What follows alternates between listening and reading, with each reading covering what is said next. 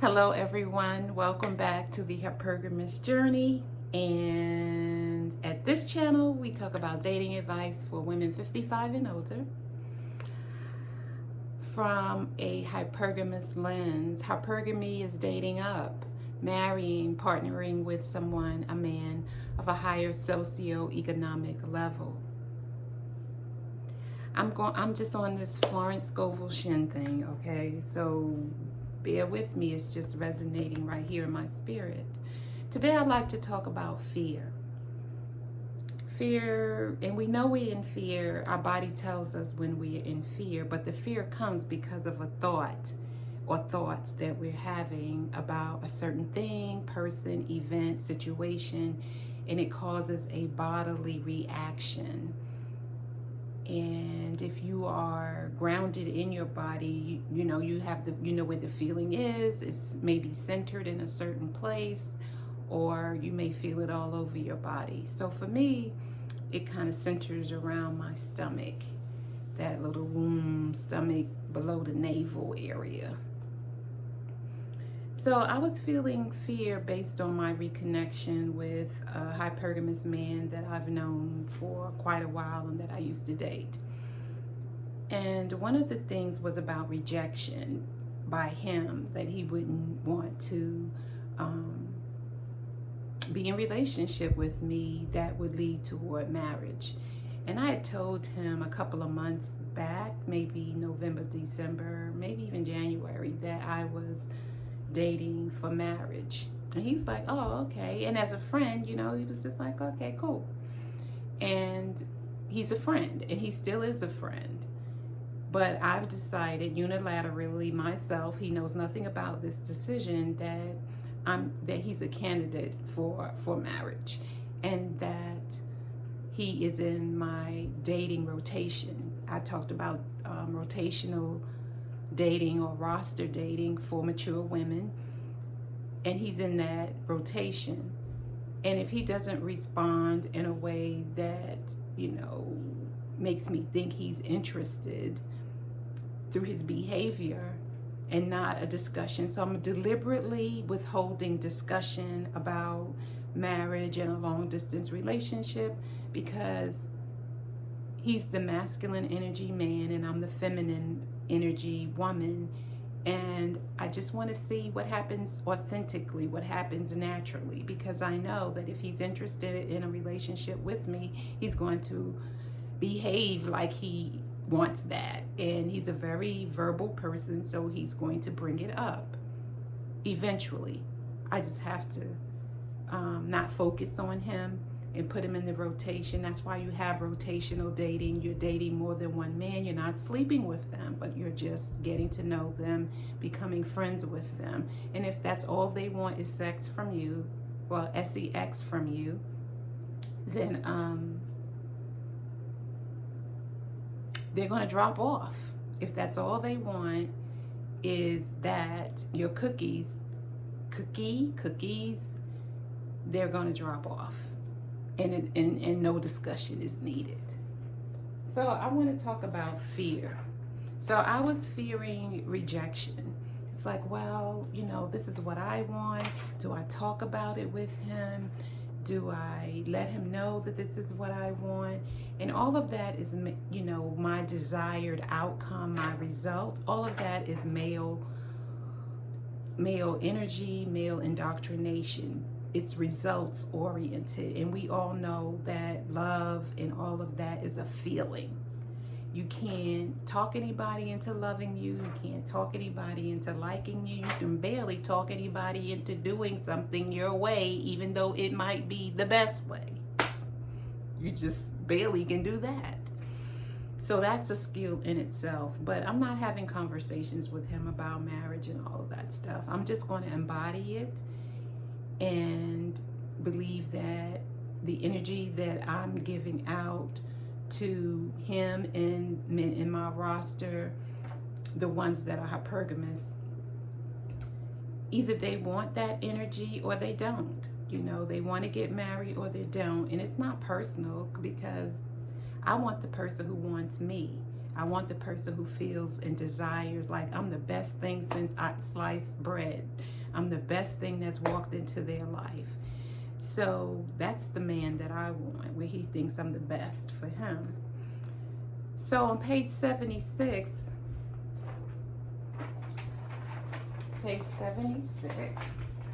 Florence Scovel Shinn, this book, for like the 5th video. On page 76, in the book, The Game of Life and How to Play It, the chapter, Perfect Self-Expression or the Divine Design. On page 76, she says,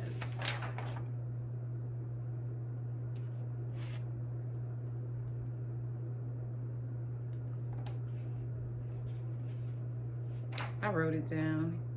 Man can only vanquish fear by walking up to the thing he is afraid of. A woman can only vanquish, which is eliminate, get rid of, stomp out fear by walking up to the thing she is afraid of. So I'm trying to find it on page 76.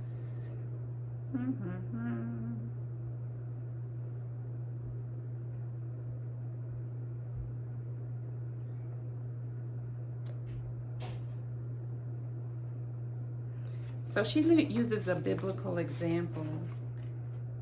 She likes to say man in her book, so I'm going to say woman. A woman can only vanquish fear by walking up to the thing she is afraid of.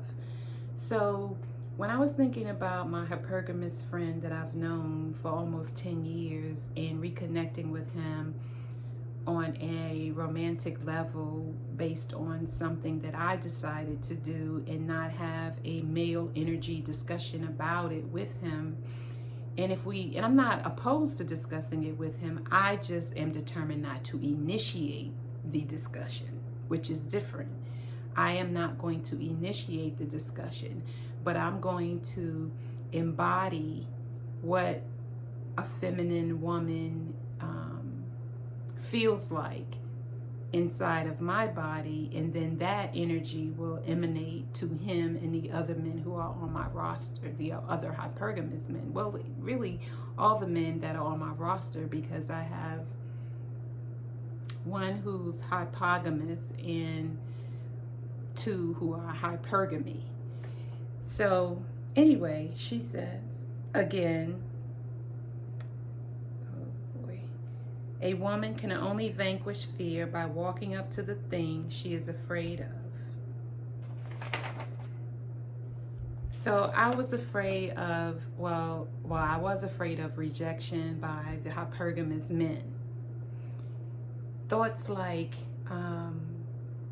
thoughts about my desirability began to seep into my head. And both of these men are in their 70s, okay? So as far as men liking younger women, relatively speaking, I'm younger than them by 10 years. 15 for one and 10 for the other, because one of them is about to be 76. So I'm 15 years younger for one of them and 10 years younger for the other one, 71 and 76. So I was thinking, well, you know, they probably want somebody younger than me. Maybe somebody in their 40s or 50s.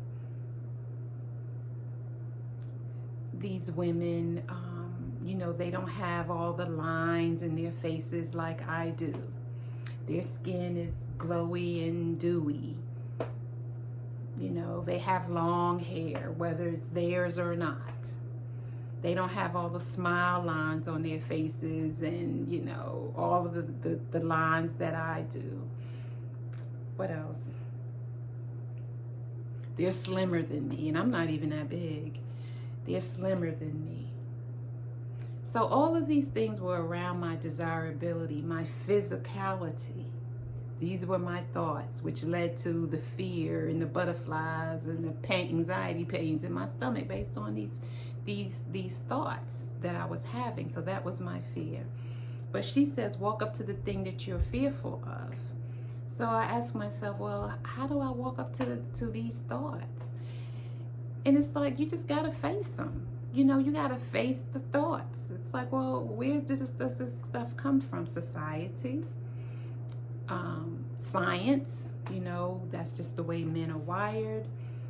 But it can change. Not all men looking for, you know, somebody 50 and 40.